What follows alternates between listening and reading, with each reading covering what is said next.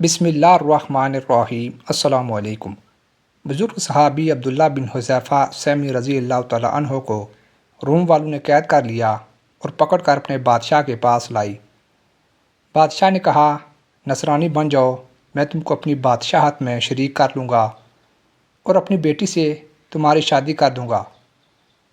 آپ رضی اللہ تعالیٰ عنہ نے اس کو جواب دیا، اگر تم اپنی پوری بادشاہت دے دو اور اہل عرب اپنی پوری جائیداد سونپ دیں تاکہ میں دین محمدی صلی اللہ علیہ وآلہ وسلم سے پلک جھپکنے تک پھر جاؤں تو ایسا ہرگز نہیں کر سکتا۔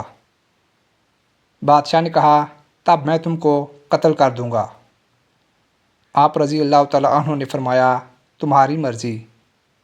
بادشاہ نے حکم دیا اور آپ رضی اللہ تعالیٰ عنہ تختہ دار پر لٹکائے گئے، اور بادشاہ نے تیر اندازوں کو حکم دیا کہ اس کے ہاتھوں اور پاؤں کے قریب سے اس پر تیر برسائیں، اور وہ خود آپ رضی اللہ تعالیٰ عنہ پر مذہب نصرانیت پیش کرتا رہا۔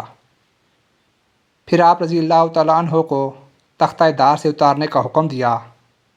پھر ایک آنڈی اور ایک روایت کے مطابق پیتل کا بڑا دیگچہ لانے کا حکم دیا اور اسے خوب گرم کیا گیا۔ پھر ایک مسلمان قیدی کو لایا گیا اور اسے عبداللہ بن حذیفہ سہمی رضی اللہ تعالیٰ عنہ کے سامنے دیگچے میں ڈال دیا۔ چند ہی لمحوں میں اس کی صرف ہڈیاں نظر آنے لگی۔ پھر بادشاہ نے آپ رضی اللہ تعالیٰ عنہ کو مذہب نصرانیت قبول کرنے کی دعوت دی، لیکن آپ رضی اللہ تعالیٰ عنہ نے انکار کر دیا۔ چنانچہ اس نے آپ رضی اللہ تعالیٰ عنہ کو اس دیگچے میں ڈالنے کا حکم دے دیا۔ آپ رضی اللہ تعالیٰ عنہ جوں ہی چرخی پر لٹکائی گئی تاکہ دیگ میں ڈالے جائیں، آپ رضی اللہ تعالیٰ عنہ رونے لگے۔ بادشاہ کو آپ رضی اللہ تعالیٰ عنہ کے نصرانی ہونے کی امید ہو گئی۔ اس نے پھر نصرانیت کی طرف بلایا۔ آپ رضی اللہ تعالیٰ عنہ نے فرمایا، میں اس لیے رو رہا ہوں کہ میرے پاس ایک ہی جان ہے جو اللہ کے راستے میں اس وقت دیگ میں ڈالی جا رہی ہے۔ میں چاہتا ہوں کہ کاش میرے جسم میں جتنے بال ہیں اتنی ہی میرے پاس جانیں ہوتیں جو اسی طرح اللہ کے راستے میں تکلیف برداشت کرتی۔ بعض روایتوں میں ہے کہ بادشاہ نے آپ رضی اللہ تعالیٰ عنہ کو قید میں ڈال دیا اور چند دنوں تک آپ رضی اللہ تعالیٰ عنہ کو کھانا پانی کچھ نہ دیا۔ پھر کھانے پینے کے لیے سور کا گوشت اور شراب بھیجے، لیکن آپ رضی اللہ تعالیٰ عنہ اس کے قریب نہ گئے۔ بادشاہ نے آپ رضی اللہ تعالیٰ عنہ کو طلب کیا اور کہا، تم نے کیوں نہیں کھایا؟ آپ رضی اللہ تعالیٰ عنہ نے جواب دیا، اگر میں کھانا چاہتا تو وہ میرے لیے اس حالت میں حلال تھا، لیکن میں ایسا نہیں ہوں کہ اپنی مصیبت پر تجھے ہنسنے کا موقع دوں۔ بادشاہ نے کہا، میری پیشانی چوم لو تو میں تمہیں چھوڑ دوں گا۔ آپ رضی اللہ تعالیٰ عنہ نے کہا، کیا میرے ساتھ دوسرے مسلمان قیدیوں کو بھی چھوڑو گے؟ اس نے کہا، ہاں۔ آپ رضی اللہ تعالیٰ عنہ نے اس کی پیشانی چوم لی۔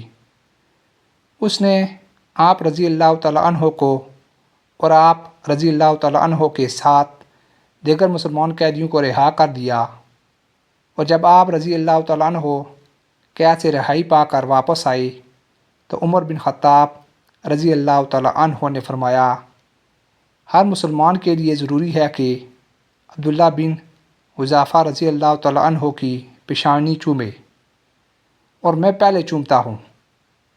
پھر آپ رضی اللہ تعالیٰ عنہ کھڑے ہوئے اور ان کی پیشانی کا بوسہ لیا۔ شام سے مجاہدین کی ایک جماعت آئی، وہ یمن جا رہی تھی۔ حضرت عمر فاروق رضی اللہ تعالیٰ عنہ کے پاس کچھ پلیٹیں تھیں کہ صبح کی نماز پڑھتے تو انہیں دسترخوان پر لگا دیتے۔ حسب عادت آپ رضی اللہ تعالیٰ عنہ نے دسترخوان لگایا۔ اتنے میں مجاہدین میں سے ایک شخص آیا اور بیٹھ کر کھانے لگا۔ وہ بائیں ہاتھ سے کھا رہا تھا۔ حضرت عمر فاروق رضی اللہ تعالیٰ عنہ کھانے کے وقت لوگوں پر نگاہ رکھتے تھے۔ آپ رضی اللہ تعالیٰ عنہ نے اسے دیکھ کر فرمایا داہنے ہاتھ سے کھاؤ، لیکن اس نے بات نہ مانی۔ آپ رضی اللہ تعالیٰ عنہ نے اس سے دوبارہ کہا تو اس نے کہا اے امیر المومنین، میرا ہاتھ مشغول ہے۔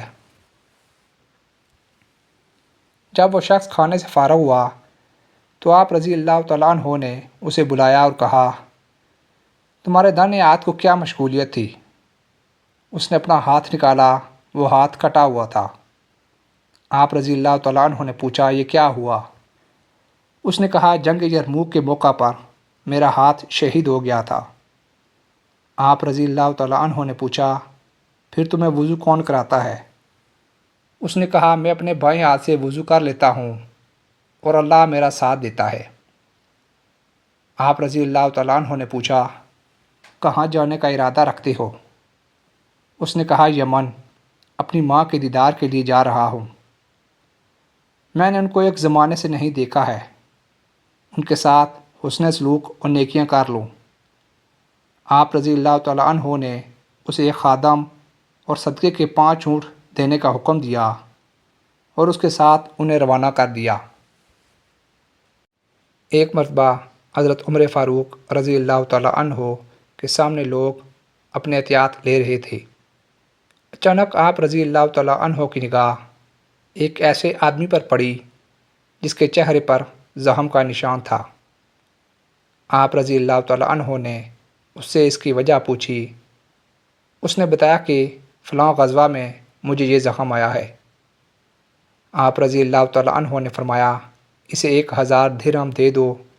اسے 1000 درہم دے دیے گئے۔